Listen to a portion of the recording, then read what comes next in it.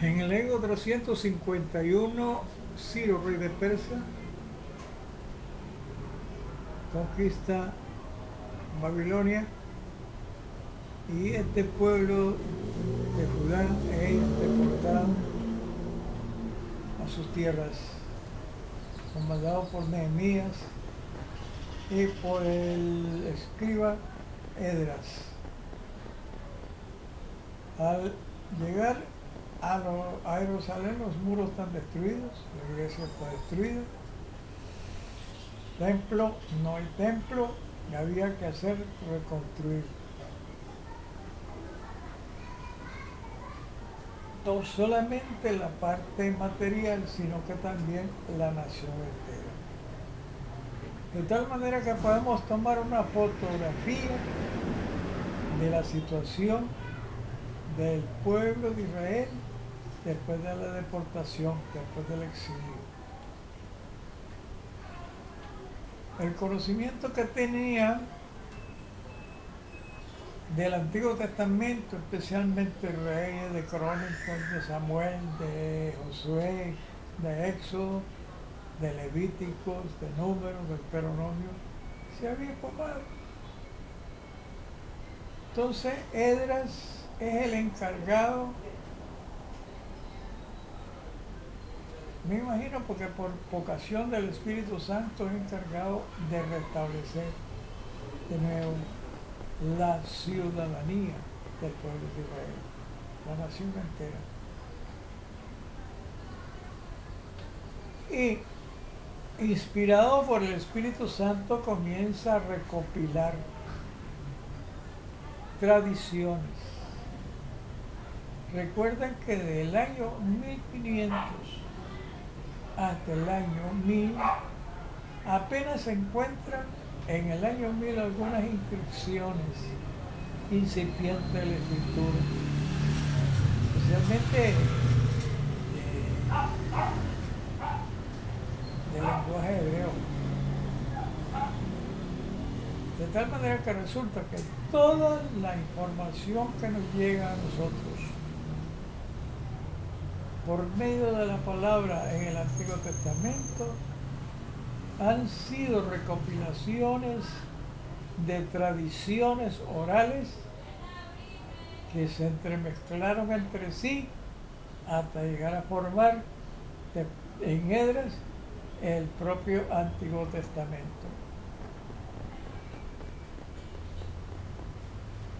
Es necesario recordar que hacer una fotografía de la situación posesílica es muy compleja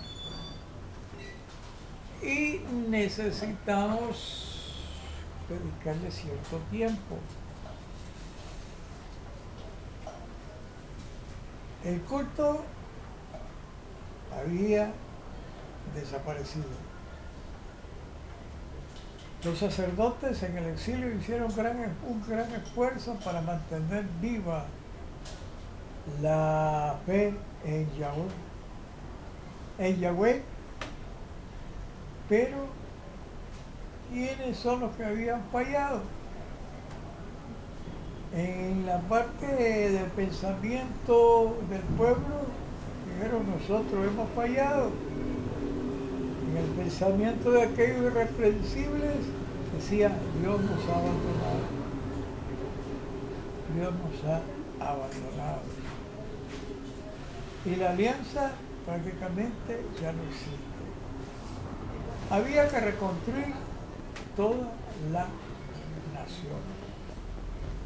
Y la nación solamente en las leyes, sino también la nación en su historia.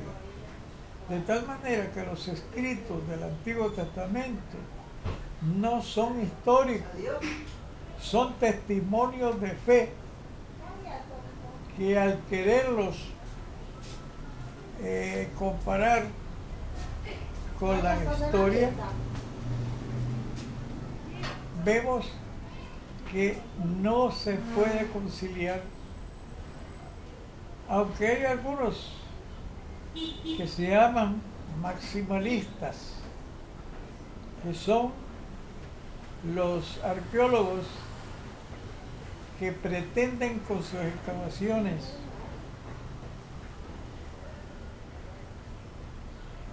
certificar la historia del pueblo de Israel con las excavaciones.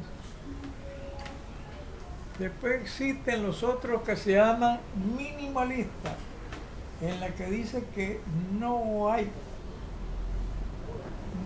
excavaciones que certifiquen históricamente la existencia de Israel. En otras palabras, lo que nos llega y tenemos que entender es como cuando nosotros creemos en la resurrección, que no hay pruebas científicas sobre ella, pero creemos por fe que se ha realizado. Así también el Antiguo Testamento se cree por fe que se realizaron los eventos desde el año 1500 hasta el año 451 antes de Cristo.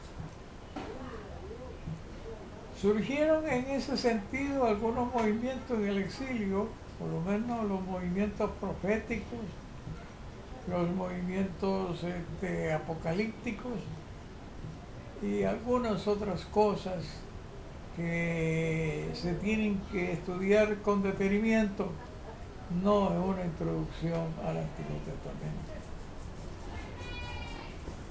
Con esta síntesis nosotros tenemos que entender que el Antiguo Testamento no son relatos históricos, sino que son relatos de fe. No habían escrituras, y entonces de generación en generación se pasaban los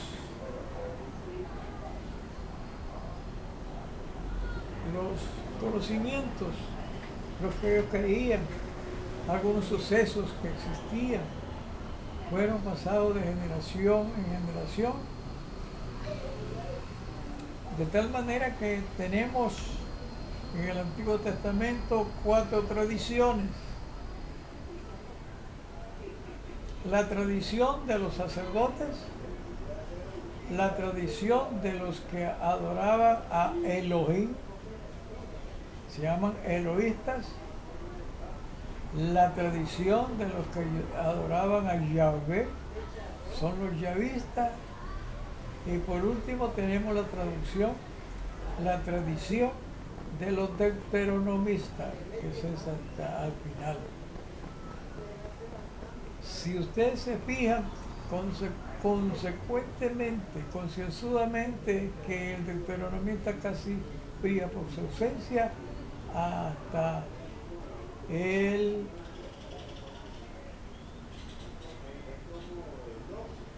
la era poesílica. Ya, es tomado por Esdras en la era poesílica. Entonces esas 4 tradiciones son las que se cumplen la función de traer a nuestra memoria el Antiguo Testamento. Son relatos, tradiciones, narraciones, sucesos, etcétera, que no tienen un asidero histórico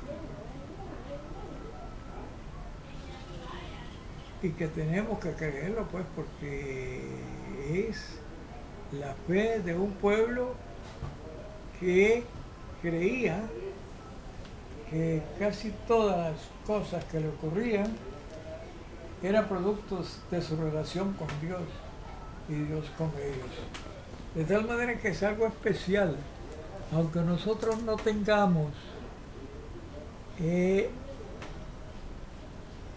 algunos aspectos históricos, pero sí tenemos la comprensión de Dios en cuanto a la fe de ese pueblo.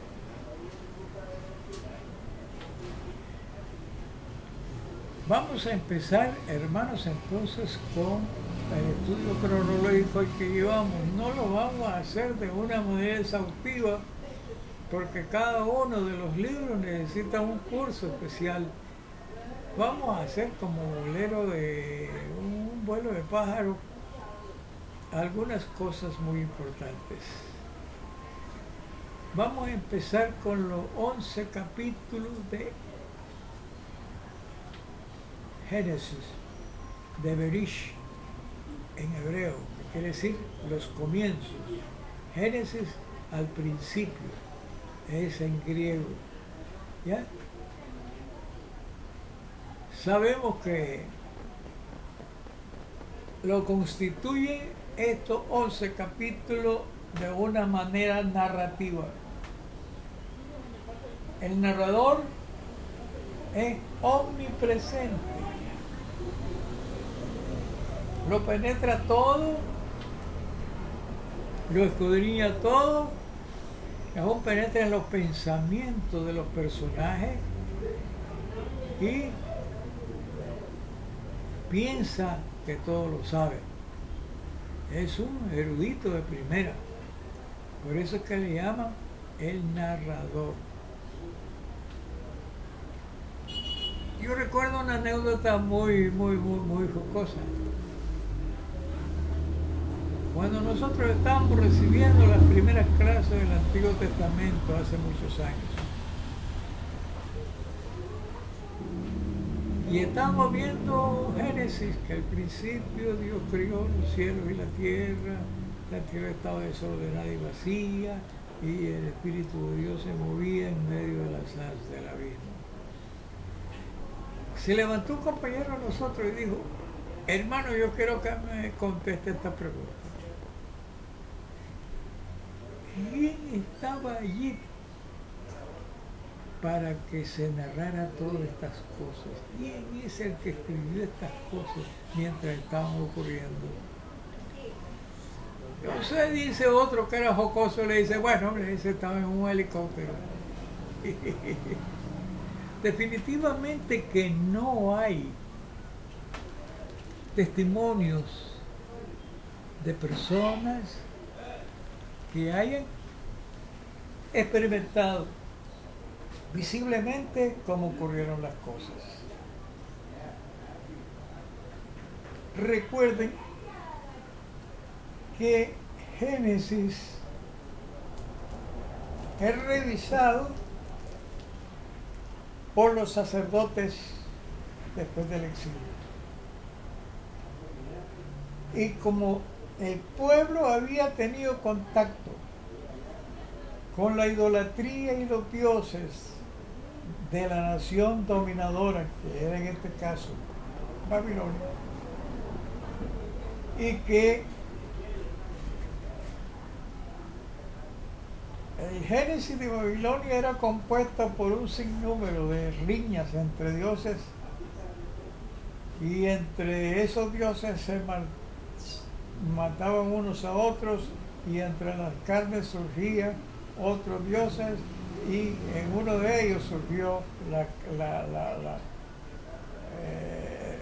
tierra y la creación.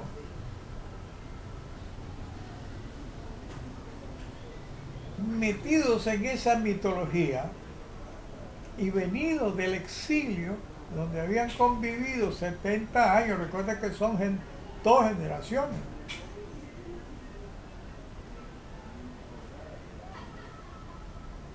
Esto había influido en la mentalidad de los habitantes que regresaban a Israel. Entonces los sacerdotes, para poder contrarrestar todas estas creencias, hicieron una proclama, se llama proclama, que consistía, y la tenemos bien plasmada como una fotografía en Génesis capítulo 1. Muchos dicen que es un cántico, otros dicen que es precisamente histórico. Nosotros decimos que es una proclama para contrarrestar todos los posibles principios politeístas que traían el pueblo y que tenían que extirparse para convertirse en monoteístas. Y la primera categoría es para contrarrestar. Acuérdense que varios dioses habían luchado, habían matado, etcétera. La primera categoría que dice, al principio Dios crió los cielos y la tierra. Ahí se destruye toda teología de los pueblos que habían sido dominados. Ahora fíjense bien que ahí siempre en la mitología hay caos, y ese caos necesita ordenarse. Y hay un reflejo grande en la proclama que dice, al principio Dios crió los cielos y la tierra. La tierra estaba desordenada y vacía. Y el espíritu de Elohim, en ese tiempo se llama Elohim, se cernía entre la superficie de las aguas. La pregunta es la siguiente, ¿y esa agua cuándo se creó? Bueno, dejémoslo ahí, porque es una proclama. No podemos hacer un examen exhaustivo, digamos, razonablemente, porque no nos da la razón. Es una proclama. La tierra estaba desordenada y vacía, y el Espíritu de Dios se cernía en medio de las aguas. O sea que hay un caos, una reminiscencia de caos y una reminiscencia de orden. De tal manera que estas son proclamaciones genéricas. Dios crió los cielos y la tierra. Había caos y estaba desordenado. Y dijo Dios, haya luz. Ahí comienza precisamente el plan teológico de la creación. Haya luz. Y hubo luz. Y vio Dios. Era bueno en gran manera. Y llamó luz día y la noche tinieblas, ausencia de luz. Y fue el primer día.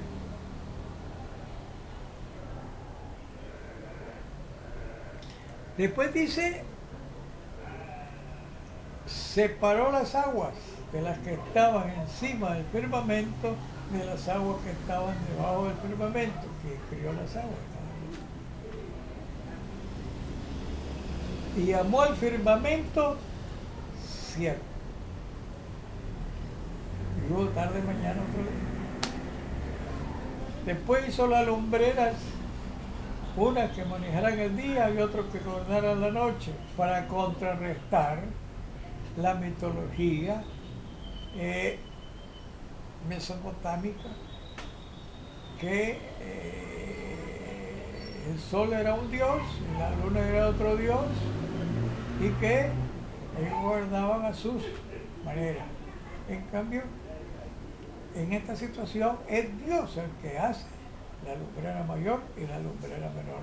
Ya se fijan ustedes la diferencia teológica que se va realizando.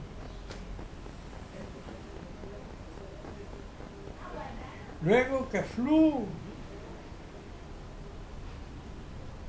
vegetación sobre la tierra, que fluyan los mares, dijo los mares su estación que fluyeran, que fluyan árboles de toda especie, que fluyan animales tanto en el cielo como en la tierra.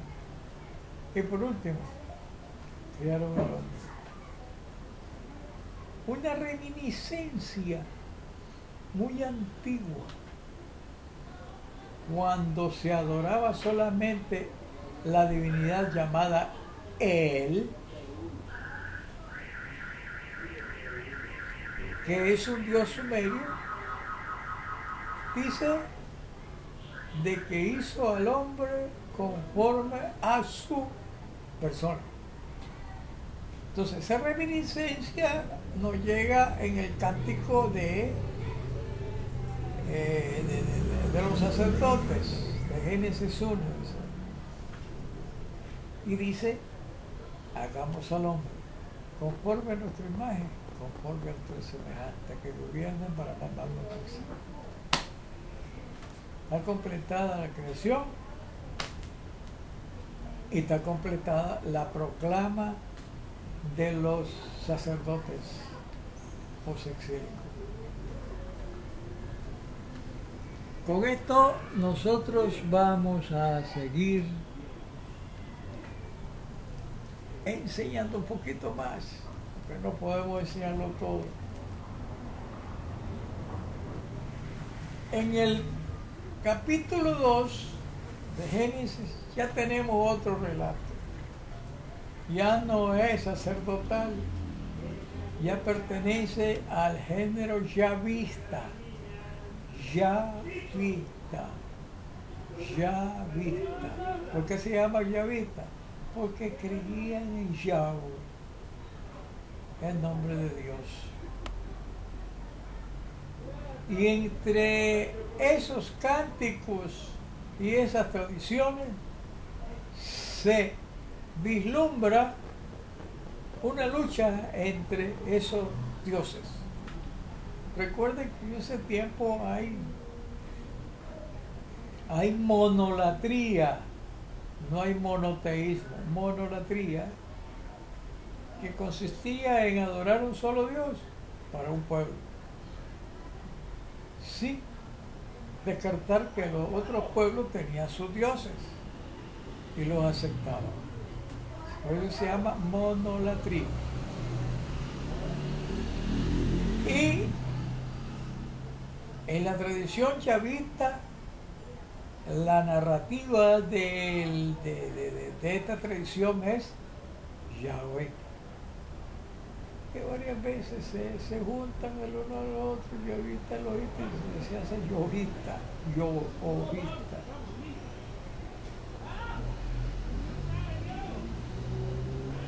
De tal manera que los nombres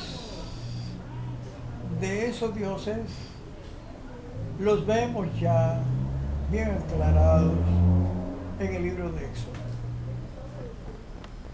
Él es un nombre antiquísimo de una divinidad, de un pueblo que solo creía en él. Él. De donde vienen algunos nombres, teóforos, como Elías, Ezequiel, Daniel,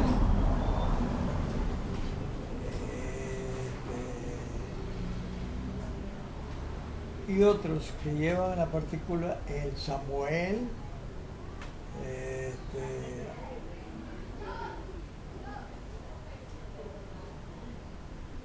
bueno, hay tantos que llevan la partícula el, dedicadas al Dios grande, al Altísimo. Y entonces se unió ya en la lingüística desarrollada, se unió con el Oín, el Dios, y Oín, que todo lo puede, todopoderoso, Elohim, el todopoderoso. En cambio, en Yahweh está descrito en la teofanía de la zarza que se reveló a Moisés. Y dice, y cuando este pueblo me pregunte quién eres, cómo te llamas, ¿qué le diré? Entonces dice, yo soy el que soy. Pero está mal traducida. Verdaderamente lo que dice, yo soy el que hace que todas las cosas sean.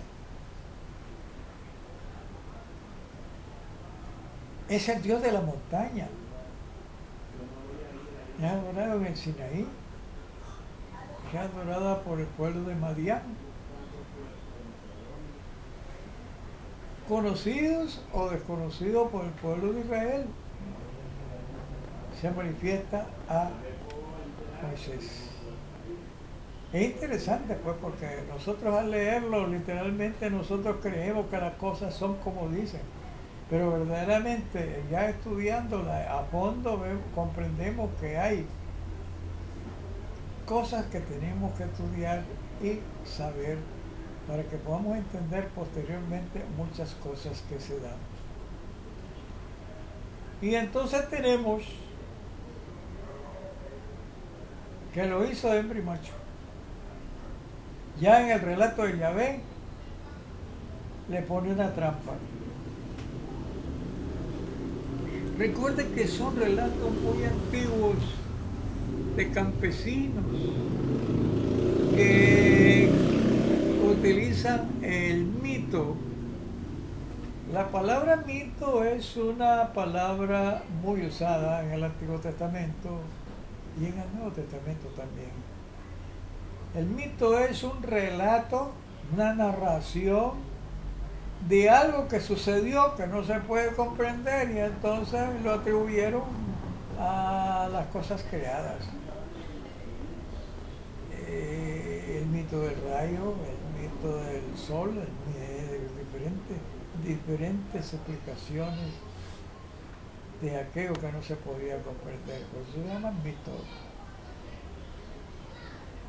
Tenemos en la actualidad el mito de la creación, es un mito, no se puede comprobar.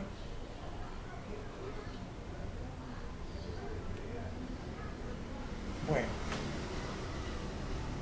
tenemos que el segundo relato entra un personaje, y ese personaje es la serpiente. El relato de toda la apocalíptica, de toda la Biblia, tiene un papel preponderante en las cosas del mal. Según el relato rabínico de Rush,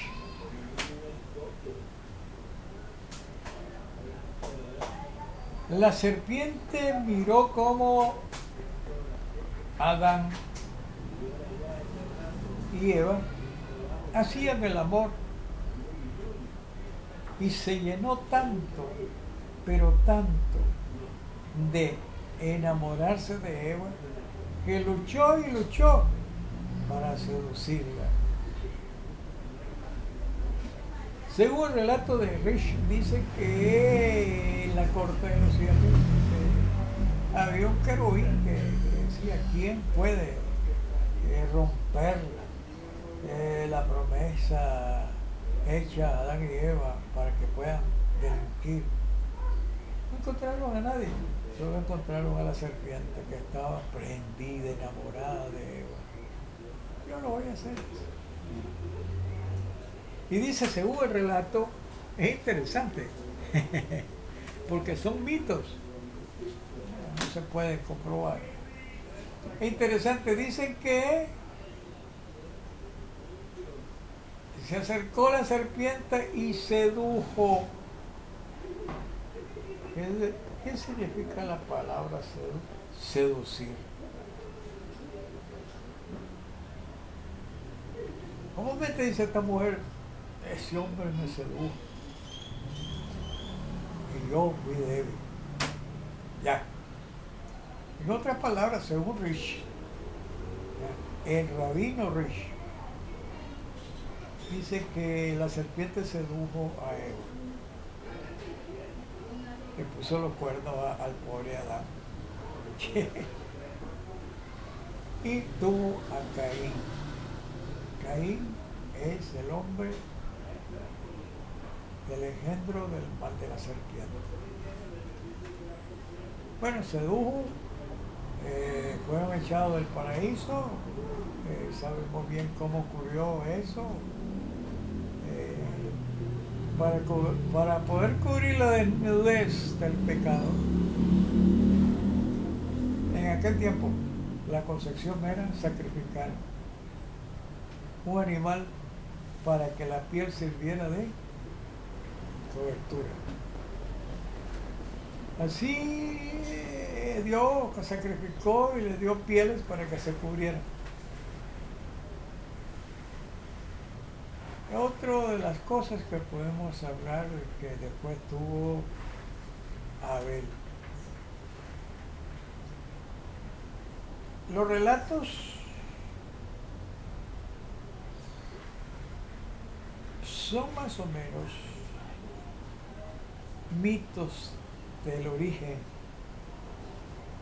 de la pugna que hay, ya ha existido siempre, entre los agricultores y los ganaderos. Recuerda que los agricultores cultivan la tierra y los ganaderos se les escapan las ovejas y entonces comienzan a comerse los cultivos, y había siempre ese problema serio. Y había una pugna y guerra. Recuerden que esto fue más o menos, esta narrativa se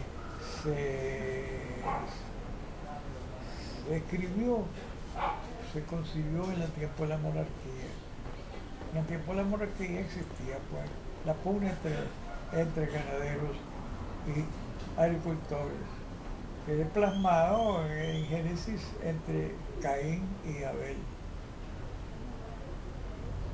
Abel es asesinado y Dios perdona a Caín y le da una señal diciendo que encuentre a Caín, pues por favor no lo maten, porque recibirá mayor castigo. Se levanta un sucesor de Abel que se llama Enos. No.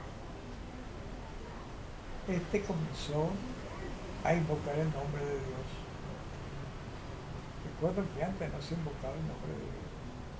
El nombre de Dios. Y el nombre de Dios ustedes ya lo saben quién es. Es Elohim. En ese tiempo. ¿Ya? Porque Yahvé es posterior. Entonces dicen que los hombres de Caín, los descendientes de Caín, vieron a las mujeres descendientes de Enoc, unas mujeres hermosas, hermosísimas, y se prendieron de ellas y se hicieron de ellas. Ese es el relato que dice que los ángeles, los hijos de Dios, se metieron con la ciudad de los hombres. Recuerden que los relatos de los ángeles no tienen sexo, no pueden meterse. Entonces, lo más razonable es que los hijos de Caín se metieran con la ciudad de Enoc y resultaron pues. Ya ven ustedes el problema serio, donde dice Elohim, me arrepiento de haber hecho al hombre, porque es constantemente al mal. A partir de ahí viene el diluvio. Hay una serie de personajes que se parecen a los reyes históricos del pueblo de los sumerios y del pueblo de los babilonios, que vivían 2000 años, 3000 años, 1000 años, 900 años. Entonces tenemos la palabra Toledo, que significa descendientes. Y ahí viene esa gente, los vivos, que plasma la parte del relato histórico, del relato de Génesis. Viene el diluvio. El diluvio no es solamente una narrativa exclusivamente de Israel. No. Hay una, lo que nosotros llamamos media luna, Comienzan con Sumerios, sigue con Babilonia, después los hititas, después los sirios, después siguen para el mar, pasan por Israel y después pasan para Egipto. Esa es la media luna, o sea, el próximo Oriente Antiguo. En el próximo Oriente Antiguo hay grandes eventos que se narran, eventos que ocurrieron quizás históricamente. El diluvio es uno de ellos, con diferentes personajes. Por lo menos el personaje de la mitología babilónica es Gilgamesh. Y es interesante esto, porque Gilgamesh agarró las hojas que convertían al hombre inmortal, pero vino la serpiente y se la arrebató. ¿Bien?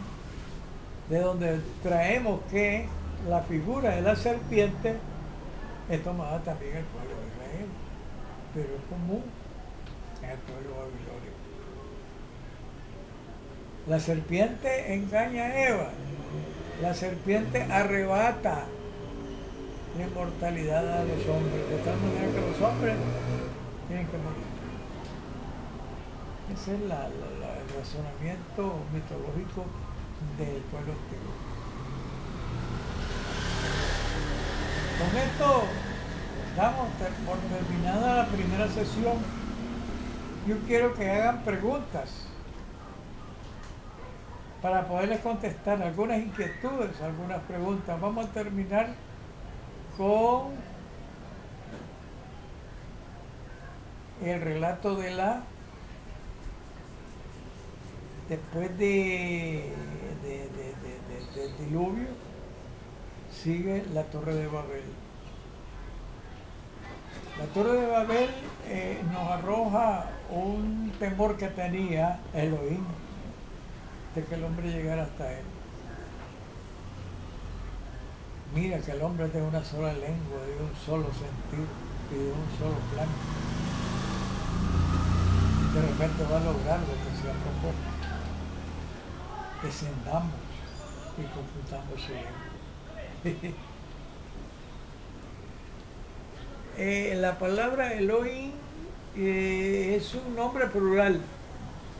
No significa varios personajes, es un nombre plural que significa el todopoderoso en el lenguaje hebreo. El lenguaje de nosotros no existe. Y entonces descendamos, antes que logre su propósito, y confundamos la lengua. Y entonces eso se da en la Torre de Babel.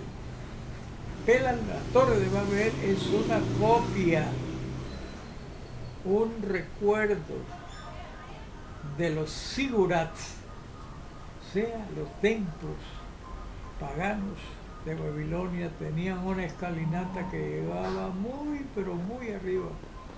Creían que entre más elevado esté, más contacto tenía con la divinidad. Y el relato se refiere pues precisamente a eso, a los sigurats, en la confusión de lenguas. Con esto dejamos terminados los 11 capítulos de Génesis. Vamos a continuar después con el llamamiento de Abraham, que ya para el pueblo de Israel es un hecho histórico. Nosotros no lo podemos comprobar. Dios le bendiga, Dios le guarde y sigamos adelante con el estudio. Esta es la primera sesión. Yo quiero que ustedes hagan preguntas. En la siguiente sesión vamos a contestar para darle respuestas. Recuerden que ahí están nuestros números telefónicos en la pancarta. Y para adelante con el Señor. Dios les bendiga, Dios les guarde. Le habló para ustedes su hermano en Cristo, Ramón Antonio Pérez Talavera, que ha coronado con éxito una maestría en ciencia bíblica. Bendiciones.